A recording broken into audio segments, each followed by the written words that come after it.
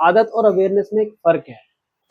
मेरी खोपड़ी में मौजूद दिमाग के अंदर उसकी वजह से मेरा दिमाग खराब हो गया।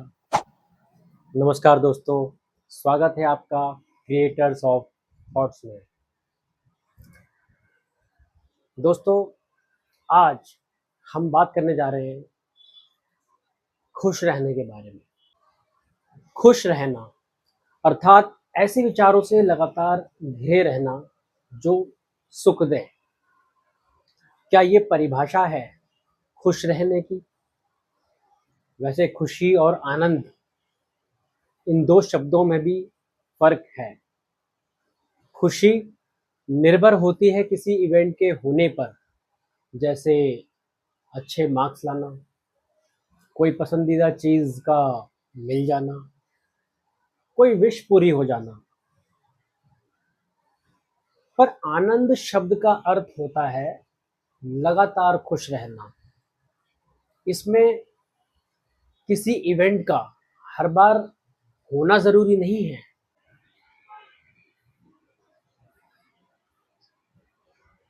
खुशी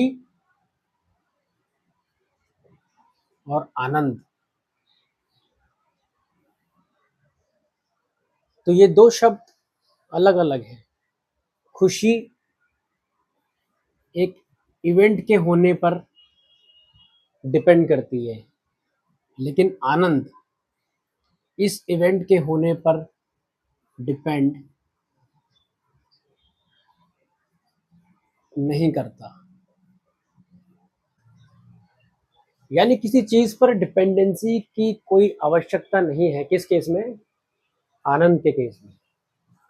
खुशी शब्द का अपोजिट शब्द हो सकता है, जैसे दुख, पर आनंद का कोई विलोम शब्द नहीं होता।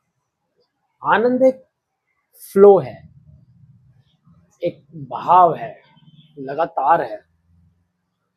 आप नदी किनारे बैठे हो, कोई अचीवमेंट नहीं है, पर मन में विचार लगातार अच्छे चल रहे हैं। शरीर की सारी इंद्रियां अच्छा महसूस कर रही हैं। पानी के बहने की आवाज़ कानों को आनंदित करती है। आँखों को नदी, पहाड़ का दृश्य आनंदित करता है। सारा वातावरण, आसपास का, सब इंद्रियों को लगातार सुख दे रहा है, यानी आनंद दे रहा है। तो अब हम समझ चुके हैं कि आनंद क्या होता है। तो जीवन में यदि हमेशा खुश रहना है, तो उसका दूसरा अर्थ आनंदित रहना भी हुआ। अब सवाल ये है कि ये कैसे हो? आनंदित रहने के लिए आवश्यक है कि खुशी वाले विचार लगातार कॉन्टिन्यूटी में चलते रहें। हमारे विचार पैदा कौन करता है? सवाल यहाँ से शुरू होता है। हमारे विचार हम बनाते हैं या इन्हें कोई और बनाता है? जिन लोगों को गुस्सा आता है, उनके पास इसका उत्तर बड़े आराम से और प्यार से और बेहद जल्दी मिल जाता है।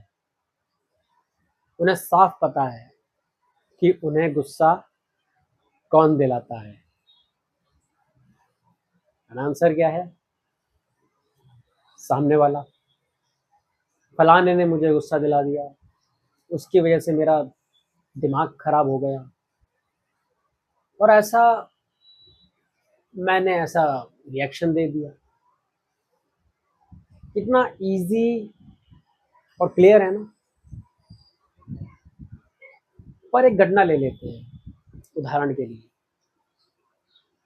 हम गाड़ी में बैठे हैं, ट्रैफिक सिग्नल रेड लाइट है, एक बाइक वाला तेजी से बगल से निकला और सिग्नल तोड़ के निकल गया।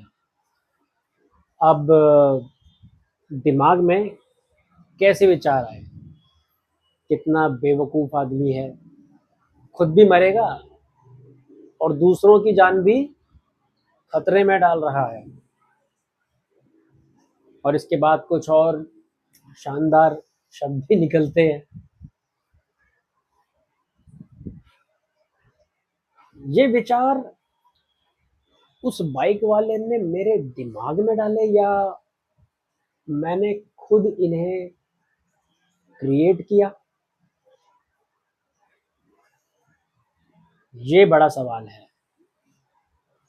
बाइक वाला सिग्नल तोड़कर निकल कर जा चुका है। ऐसा करने में हो सकता है उसे 10 सेकंड लगे हो और फिर वो गायब है। हो सकता है उसकी शक्ल भी ठीक से ना देखी हो, पर मेरी आंखों के 10 सेकंड के नज़ारे ने मेरी खोपड़ी में मौजूद दिमाग के अंदर बैठी उस मशीन जहाँ से विचार पैदा होते हैं को हिलाकर रख दिया। और 10 सेकंड के नज़ारे के बाद शायद 1 मिनट तक विचार उस बाइक वाले के संबंध में बनना शुरू हो गया।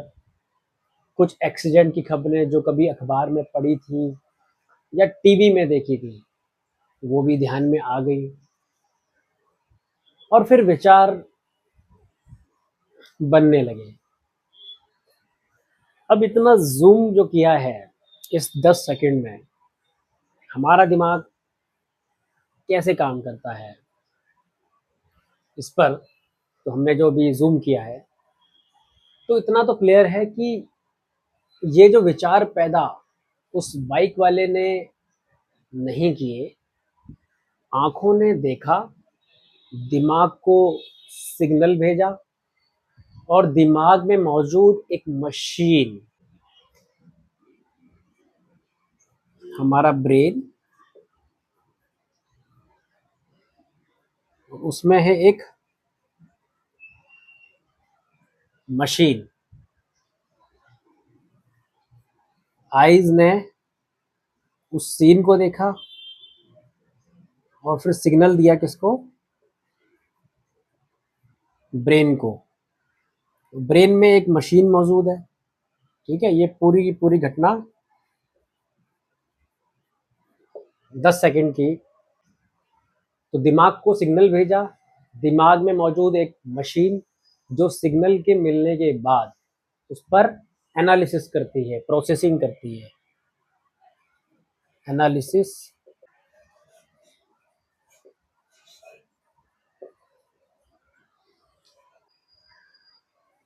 तो ये दिमाग की मशीन उस पर एनालिसिस करती है, प्रोसेसिंग करती है, यहाँ तक कि स्टोर्ड मेमोरी जो हमारे दिमाग में ऑलरेडी मेमोरी स्टोर्ड है, उस स्टोर्ड मेमोरी को उठाकर उसका रेफरेंस लेकर कंक्लूजन निकालती है, निष्कर्ष निकालती है।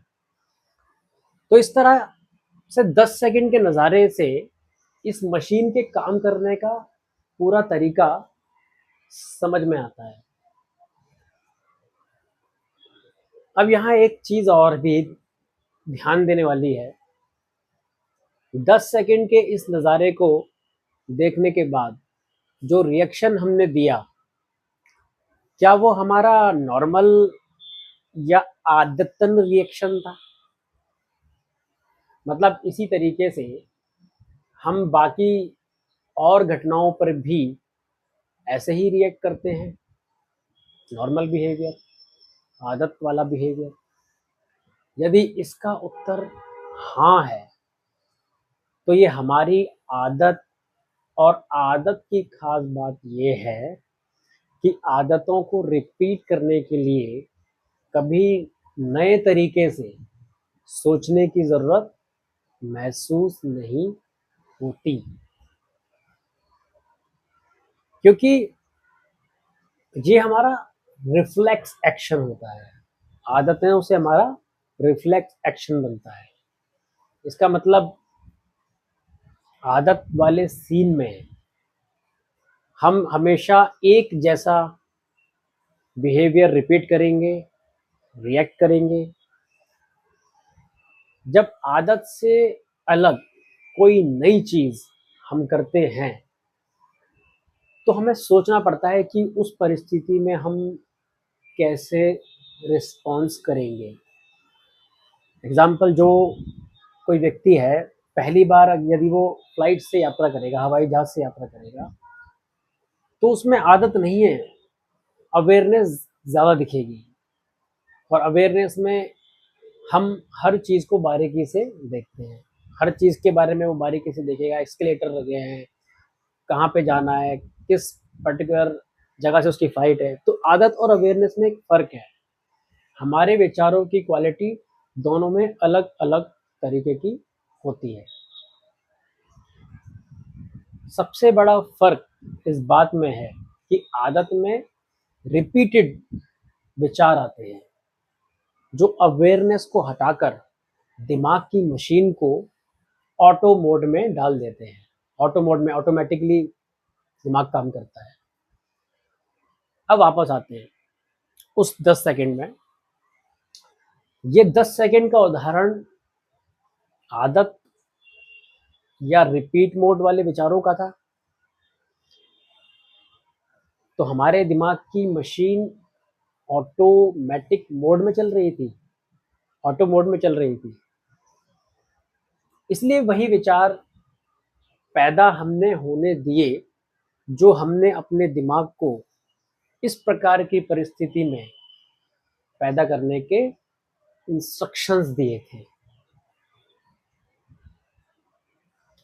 अवेयरनेस की स्थिति में हम ऐसे इंस्ट्रक्शन दिमाग से छीन लेते हैं।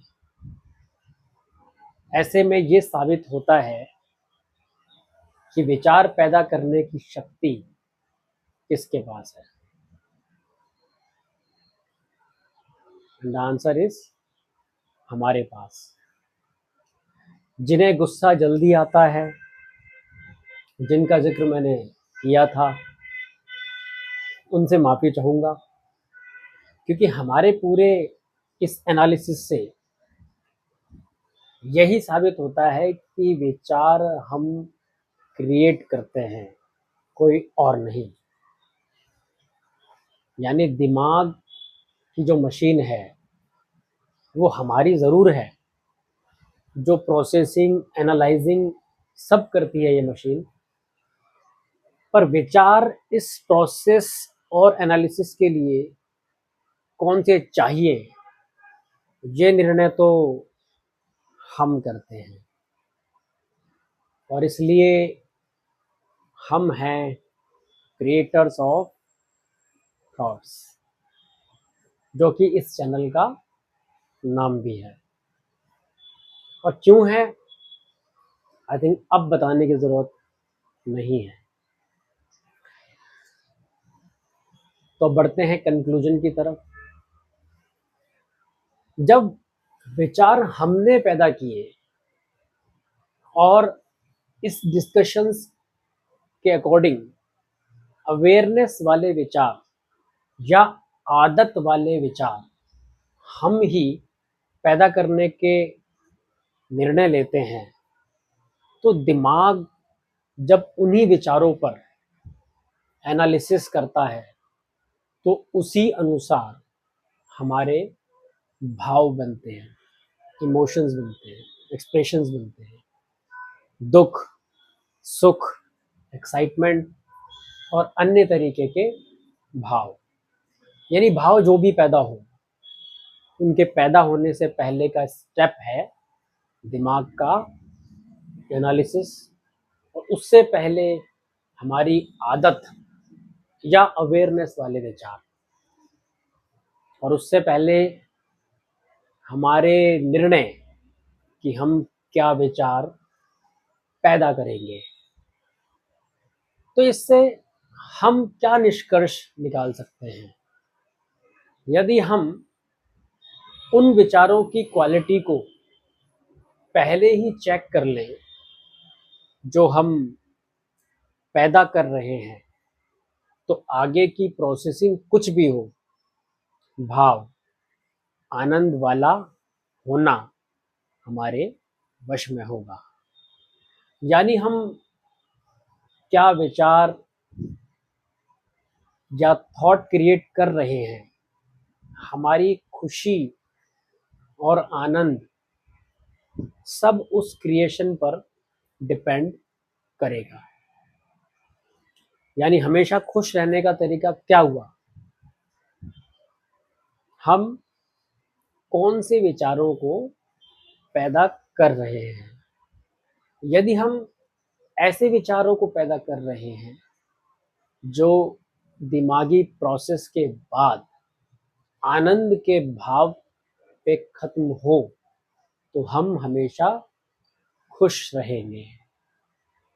एक एग्जांपल ले लेते हैं। जब मैं याद करता हूँ किसी ऐसी पुरानी घटना को जब मुझे बहुत खुशी महसूस हुई, तो वही सेम इमोशन मुझे आज भी याद आता है। यदि मैं अपनी पसंदीदा एक्टिविटी कर रहा हूँ तो भी खुशी वाले भाव पैदा होते हैं।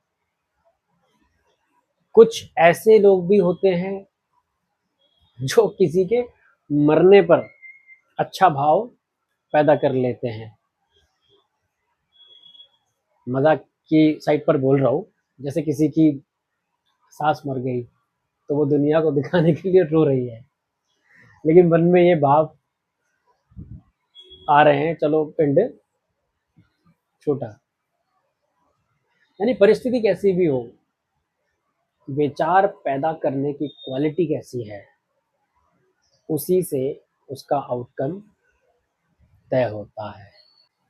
सिर्फ खुश रहना ही नहीं, एक्साइटमेंट से भरे रहना, जोश से भरे रहना, इमोशनल फील करना, ये सब हमारे निर्णय पर निर्भर है।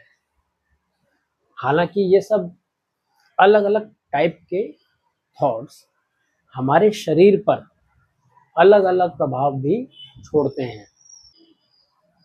वो हम आने वाले वीडियोस में और भी गहराई से देखेंगे। पर